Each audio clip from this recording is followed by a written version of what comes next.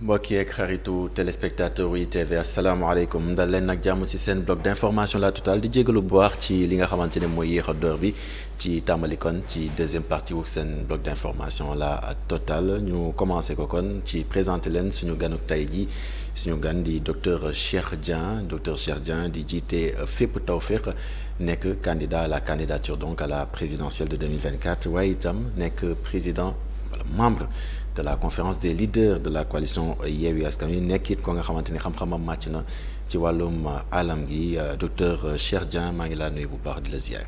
mais sëñ Abdourahmane maa ngi lay nuyu maa ngi lay ziare bu baax a baax di la remercier ci sa invitation bi ITV moom gëj naa fi. et donc di am plaisir aussi di nuyu ñëpp ñi nga xam ni. donc ñu ngi ñuy seetaan à travers vos différentes plateformes. alors dañuy dugg directement ci waxtaan wi waxtaanee les organisations de la société civile yi nga xamante ni tey jii dañu organiser woon ab manifestation ngir exiger wala sax ñaan. demandé ngir ñu libérer ki nga xamante ni mooy Alioune Sané ak ñeneen ñoo nga xamante ni kon ay détenus lañu des détenus dits politiques est-ce que bokkoon nga ci xew-xew boobu. waaw malheureusement bon xew-xew bi ça c'est à ce moment-là que ça doit être fait. mais lu may rafetlu la.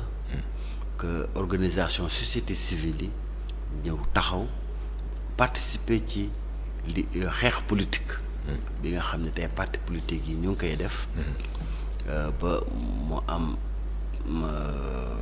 un des leurs parce que Aliou Sané bi nga xam ne donc moo nekk le président de Y'en a marre ci mot d'ordre boo xam ne F24 de défenseur effectivement des droits humains mot d'ordre boo xam ne F24 moo ko joxe woon pour ñu dem seeti Ousmane Sonko këram ci lañ ko arrêté woon donc procureur gis ni lañ ko arrêté awul yoon. Malgré ça, le procureur a tenu à le garder illégalement en prison 1500 prisonniers c'est un record historique boo xam ne tey ñu ngi croupir dans les geôles du président Macky Sall kon tey damay rafetlu bu baax a baax les organisations de la société civile donc taxaw organiser loolu F24 aussi jàppale leen ci bu baax a baax pour que manifestation bu mën a am la donc mun nañ ne aujourd'hui démocratie mi ngi nooyi bu baax mi ngi nokki c'est dommage que contrairement à li nga xam ne moom la constitution bi wax que la manifestation est la règle tey ñu arrivé à une situation boo xam ni am droit manifester mooy la règle ce devait être l'exception ñu interdire une manifestation. C'est pas l'exception. Mais imaginez-vous depuis combien de temps Macky Sall le président de la République a systématiquement tere lépp luy manifestation opposition wala société civile. Bi je rappelle pour yow Macky Sall la. Ah oui bien sûr. Pourquoi? Bi je rappelle que c'est au moins septième demande bi nga xam ne. Oui moom la ñuy posé muy doog a jàll les 6 précédents. yëpp de Macky Sall à travers le ministre de l'Intérieur les a systématiquement motivés. Non, justement il y a pas de motivation. La motivation bancale c'est de dire qu'il y a des risques de troubles à l'ordre public, c'est la motivation bancale. Et boo xam ni d'ailleurs ils avaient reçu donc un rappel de la Cour suprême pour leur dire que boo koy refuser da nga ko war a justifier une justification acceptable. Mais la justification bateau c'est de dire qu'il y a des risques de troubles à l'ordre public, il y a des mais ñoom mën nañu am ay informations yoo xamante ne yéen amoo leen ko tout de même. Non, c'est qu'il y a une volonté délibérée du président Macky Sall d'écraser les libertés individuelles et collectives yi nga xam ni la constitution moo ñu ko may surtout. Aujourd'hui ban sens ngeen di jox un peu manifestation bi nga xamante ni am na kon sànq tout à l'heure jëm ci fexe libérer ñi nga xamante ni ñooy détenus dits politiques sachant que ki nga xam ne mooy njiitu réew mi jàpp na ni détenu politique moom daanaka amu fi. Bon il y a 1500 au moins 1500 détenus politiques. chiffres yooyu fu mu jógee d'abord balaa ñoo évoluer. chiffres yooyu donc les organisations yi nga xam ni F24 donc dafa dem def une visite systématique dans toutes les prisons. ànd ak yeneen organisation de la société civile donc nous avons demandé à ñëpp ñi nga xam ni donc dañoo am seeni proches yu ñu incarcéré donc c'était du temps où président Macky Sall mi ngi doon def une traque effrénée contre le PASTEF ñoo ñëpp ñoo déclaré ñu dem vérifier ci ban prison lañ nekk donc foofu lañ génnee chiffre 1500 détenus yi nga xam ne tey ñu ngi nekk ci. njiitu réew mi nee na amul détenu politique fii ci réew mi. waaw bon waxu njiitu réew mi moom waxu njiitu réew mi la réalité sur le terrain elle est tout autre daf may permettre rek man ma saluer. kenn ci koo xam ni détention daf ma naqari lool ba weesu parce que nit ki bu amatul droit jël sa page Facebook naqarlu justice ni muy demee loolu ça signifie que amatuñu benn droit dans ce pays te tey boo jëlee ku mel ni le numéro 2 du PASTEF le numéro 3 du PASTEF comment il s'appelle. Vous voulez parler de Bassirou Diomaye Faye. Bassirou Diomaye Faye.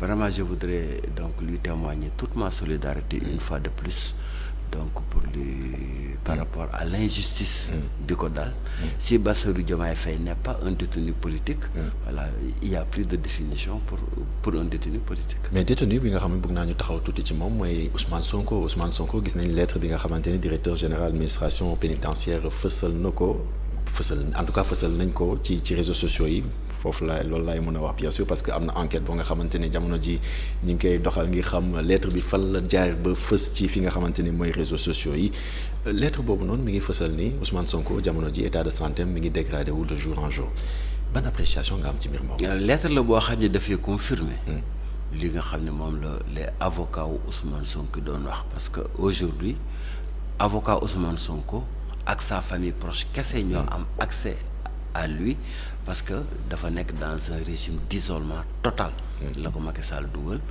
même à l'hôpital Ousmane Sonko dafa nekk donc dans un régime d'isolement carcéral alors c'est une lettre boo xam ne dafay divulguer lu ñu xamul ñun lu Sénégal yëpp xam parce que maître Ciré Clédor Ly wax na ko publiquement que Ousmane Sonko est dans le coma et Ousmane Sonko donc est entre la vie et la mort, c'est ça la réalité. Et c'est par rapport à ça même que le Yewwi Askan Wi donc interpellé na directement donc pour une dernière fois le président Macky Sall pour le mettre devant ses responsabilités que suba lépp lu xew ci Ousmane Sonko Macky Sall sera tenu individuellement et totalement responsable. Yéen waa Yewwi Askan Wi lan ngeen def concrètement ngir jàppale ki nga xamante ne mooy Ousmane Sonko situation bi nga xamante ne moom la nekk. moom mooy li ma lay wax nii parce que quand on arrive à une situation où le principal opposant donc dañ ko arrêter d'abord dans des situations où dañ ko accuser d'un vol de portable, banal vol de portable. Mu dem arrêté ko charger le dossier avec ay chef d'accusation criminel de terrorisme en allant puiser sur des aspects yoo xam ni depuis 2021 la amoon. Ça signifie que Macky Sall est toujours dans sa logique, dans une logique de harcèlement. C'est du droit aussi, voilà. C'est pas du droit. Non, c'est dans une logique de harcèlement et dans une logique d'exclusion de son principal adversaire à la prochaine élection présidentielle. Le règle maintenant, le droit ici est un instrument de combat politique et c'est ça qui est triste et dommage dans le cas de Ousmane Sonko. Et c'est pas une première. Macky Sall défend na ko en 2019 contre Khalifa Sall et Karim Wade. Donc c'est du bis repetita quand il a fait aujourd'hui contre Ousmane Sonko. Tendrement la koy laaj yéen waa Yewwi Askan Wi au-delà des interpellations parce que effectivement membre nga ci coalition Yewwi Askan Wi au-delà des interpellations lan ngeen def ngir taxawu Ousmane Sonko. Si jafe-jafe yi alors Yewwi Askan Wi subit la même pression, le même harcèlement. Macky Sall ni muy defee pression ni muy harceler Ousmane Sonko noonu la ko defee ci Askan Wi. Il faut te rappeler que tey depuis lors bu ñu bëggee def même les réunions de Yewwi Askan Wi des réunions qui sont autorisées par la Constitution parce que nga def sa parti Constitution moo la ko may nga regrouper constitution moo la ko may. Évidemment. Ousmane Macky Sall dafay barricader le siège bi ñuy defee suñu réunion. fekk ñu fa gazé ñu fa. Macky Sall dafay interdire systématiquement. donc les conférences de presse. mais lu tax ngeen wax Macky Sall tout le temps. oui bon xam nga Abdourahmane aussi. parce que Abdourahmane il ne faut pas rêver. Il ne faut pas rêver. Nous avons aujourd'hui une vassalisation de l'administration par le président Macky Sall. Ah bon? Une caporalisation de cette administration. D'une partie de la justice par le président Macky Sall. xam nga Cheikh Dieng nag il a le courage de ses idées. na ma ko xalaatee noonu laa koy waxee. Aujourd'hui quand le préfet de Dakar interdit, c'est lui qui signe.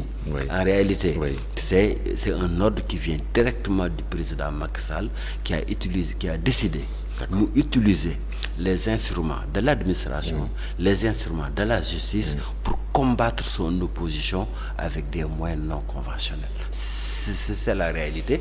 Moo tax on ne passe pas de midi à 14h ñun pour cibler qui est le véritable commanditaire donc de tous ces actes liberticides et de ces actes antidémocratiques.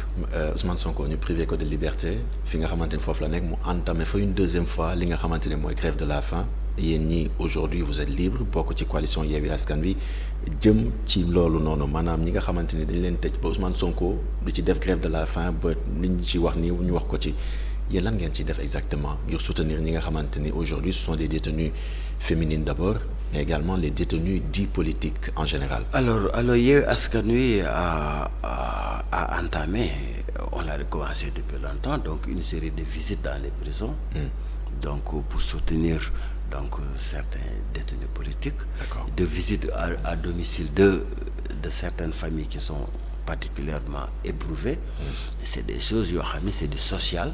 Donc on ne juge pas trop nécessaire vraiment de dire ñi ngi joxe ñi ngi dimbali jëkkale et on le fait avec les camarades loolu c'est écraser la dignité de ñi nga xam ne da nga leen di jàppale. D'accord ñu avancer ci waxtaanee ak li nga xamante ni mooy fiche de parrainage ki nga xam ne mooy Ousmane Sonko ak li nga xamante ni dañ ko gàntal mbir moomu noonu la moo si seen xalaat exactement yow mi nga xamante ni candidat nga également à la candidature à la présidentielle. Alors li ma ci xalaat c'est la direction générale des élections qui outrepasse ses prérogatives. Comment ça? Et comme li may wax léegi qui est encore aux ordres du président Macky Sall qui tient coûte que coûte à priver Ousmane Sonko de participation à l'élection 2024.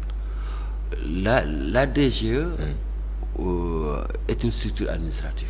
Direction générale des élections. Donc boo xam ne dafa war a travailler rek à organiser matériellement les élections. D'accord. Tey amul pour c'est kan moo am droit am fiche parrainage kan moo amul droit am fiche parrainage du prérogative am c'est une prérogative exclusive boo xam ne le conseil constitutionnel moo ko am kon moom tey bu demee bay am fu muy sukkandiku. naan dinaa jox kii fiche du ma jox. kii fiche mais premier filtre bi moom la quand même. non wërta nekk filtre justement. xam nga Abdourahmane. il faut bien que les gens ñi mën a référer sur la loi moo ñu tënk ñun ñëpp. évidemment mënoo jox sa bopp un rôle de filtre boo xam ni loi joxu la ko. évidemment oui. Un enfant de 12 ans bu fa demoon ni dama bëgg nekk candidat ce n'est pas à la DGE de lui dire amogo 35 ans ou pas. C'est vrai. Ouais. amul pour dire kii war na am kii warta am. ki nga xam ne moo ko war a mooy conseil constitutionnel. Donc ku ñëw ni dama bëgg nekk candidat son rôle mu jox la fiche bi. yaa xam loo ciy def. ba nga àgg boo àggee nag ca ka war a filtrer. kooku muy filtrer mais il n'a pas à se donner des prérogatives qu'elle n'a pas, que la loi ne lui donne pas. Êtes-vous en train de dire que la DGE aujourd'hui est politique ou politisée? Bon, en tout cas, elle est en train de répondre à une commande politique. D'accord. Au-delà de ça, et aujourd'hui, il y a une démission du Conseil constitutionnel qui évidemment a pour conséquence une hypertrophisation de la DGE. D'accord. Da ngay gis le parrainage. C'est au niveau de la DGE que c'est contrôlé. C'est totalement illégal. C'est totalement illégal mais waru ko am parce que c'est la loi xam nga c'est la loi qui définit nan la ñuy organiser élection. Toutes les fonctions de contrôle les plus contrôlées contrôle constitutionnel moo ko def. d'accord conseil constitutionnel en fait boo rappelé 2019 ñoom ñoo contrôlé woon. mais ñu gis ni amuñu les compétences amuñu les outils techniques pour le faire. d'accord ñu démissionné. et c'est ça qui est dommage c'est ça qui est triste. et c'est ça qu'il faut dénoncer. d'accord parce qu'en réalité c'est que la cour constitutionnelle. le conseil constitutionnel. il devait se donner les moyens de pouvoir faire le travail que la loi lui demande. mais pas parce que mënuma ko. dama koy décharger ci keneen. parce que la DG li muy def c'est très simple. il est parti chercher les outils techniques. yokk ko ci li nga xam ne moom la doon def. pour mën a def liggéey bi nga xam ne keneen na ko waroon def. donc à ce niveau. on est dans un cas de violation flagrante de la loi électorale et moi je demande solennellement au Conseil constitutionnel de reprendre cette prérogative que la loi lui donne et la loi ne donne cette prérogative qu'au Conseil constitutionnel. d'accord mbir moomu noonu dañ ciy taxaw sax justement ma fàttaliwaat ko ñi nga xamante ñooy téléspectateurs yow candidat nga à la candidature à la présidentielle de 2024 parrainage yi ça se passe comment. sur le terrain. bon ça se passe que les appareils politiques sont en train donc de mobiliser leurs électeurs au niveau de la base. donc pour pouvoir collecter le nombre de parrainages nécessaires. amoon na si benn jafe-jafe. bon personnellement au niveau de Fépp Tawfekh dégg naa yeneen candidat di wax. mais vraiment au niveau de Fépp Tawfekh ñun amuñu benn difficulté donc voilà donc la loi demande de cibler 6 régions. nous en avons ciblé 9. donc pour pouvoir faire le parrainage. on le fait même pas 6 on le fait en fait il y a d'autres régions qui ne sont pas très très ciblées pour nous. On nous demande 50 000 parrains. Bon, nous avons plus que ce qu'on nous demande. Nous sommes ñu ngi nekk tey di liggéey à avoir donc voilà un parrainage de qualité. buy tax ba voilà si Abdourahmane suma parrainé ba pare dem parrainé beneen candidat. donc loolu man du ma pénaliser ci loolu la ñuy liggéey mais parrainage amul benn difficulté. mais problème bi nga xamante ne sénégalais yu bëri mais également candidats yu bëri yoo xamante ne posé nañ ko moo jëm ci ñi nga xamante ne aujourd'hui am nañu possibilité wu am ay parrains ci assemblée nationale wala ci maire yi mais defuñu ko dañuy dugg ak yéen ci fi nga xamante ni mooy ci mbedd mi mbir moomu noonu nan nga ko jàngatee sachant que aujourd'hui lu ñu wax mooy parrainage optionnel. oui je crois que le parrainage en fait ban type de parrainage ngay def c'est un choix de chaque formation politique. nekkul problème ci yéen non du problème je trouve pas que ce soit un problème du tout. donc man ngaa am say 13 députés yi ñuy laaj. nga choisir dem sur le terrain. pourquoi parce que parrainage aussi dafa nekk un moment. d'animation politique. d'accord qui permet de nga réveiller say bases nga liggéeyloo say militants liggéeyloo à la base ça permet nga préparer élection yi di ñëw. d'accord tey nee naa la léegi ñun 9 régions lañ ciblé ci 9 régions la ñuy rassembler tous nos parrainages. d'accord par contre nous sommes en train de faire le parrainage dans toutes les 14 régions. mais ça permet que régions yi nga xam ni tamit ñun ciblé wuñu leen. waxuñu leen ko. on laisse dañuy la bàyyi suñuy militants. ñu dem si au contact des populations. d'accord jaay parti bi waxtaan ak population yi ci programme parti bi parce que nag de plus en plus nous avons des Sénégalais très très éveillés très très conscients. par rapport à la da ngay dem ni ko parrainel Cheikh Dieng mu ne la mais Cheikh Dieng qu'est-ce qu'il propose. ça oblige d'abord nos propres militants. ñu gën a mën a miin suñu programme xam ko. et ça aide à vulgariser programme Fépp Tawfekh population yi nekk à la base xam ko donc moi je trouve que ces partis-là ils ont totalement le droit d'opter pour un parrainage citoyen parce que voilà ça leur permet. sachant qu'aujourd'hui on parle de plus de 250 candidats à la candidature. oui je pense que sur ça il y a quand même énormément de candidatures farfelues. ah oui fantaisistes. justement man dama bokk si ñu gëm ni. parrainage c'est un outil. de sélection nécessaire. filtre la boo xam ne dafay war a nekk parce que évidemment mënuñu organiser une élection avec 250 candidatures voilà ñoo xam ne buñ fa demee peut-être que ñi leen di voter du génn seen bopp ak seen waa kër. et non on ne peut pas se jouer comme ça de la démocratie man dama bokk si ñu jàpp ni. parrainage donc filtre la bu war a am. par contre.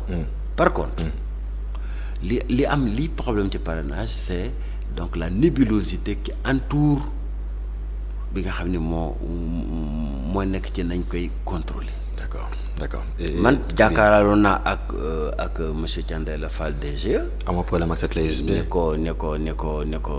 comme ni ko Bougane waxee wala ne ko ñun wóoluñu la. oui ne ko ñun wóoluñu la. amoo problème ak sa clé USB. non y a pas de difficulté je pense que yooyu moom c'était de petits problèmes qu'ils ont réglé. d'accord parce que ça c'était avec la date de fin de validité de cette carte d'identité. d'accord ce qu'il y a. oui. mooy ni en matière électorale. dañoo war a am la transparence nécessaire. ci toutes les étapes.